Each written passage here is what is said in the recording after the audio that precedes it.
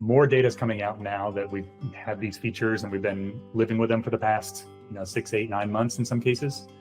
And more recently, we're finding out through a lot of at scale or enterprise scale data collection with our software partners like Semrush or Ahrefs that really the impact of AI overviews is not equally distributed across industries or across search types.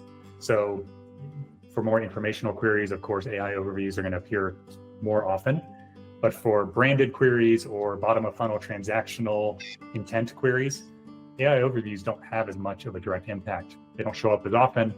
Google knows they just want to get that user to the experience or the objective that they're seeking. We're starting to look past kind of generalizations too, that AI is just eating up all the clicks. It is eating up all the clicks in some segments and in some categories, some industries, some search types, but not all. So we have to adjust our strategies and get even more granular to make sure that we're adapting top of funnel, middle funnel, bottom funnel tactics based on where AI is more likely to cannibalize some of the clicks and visibility.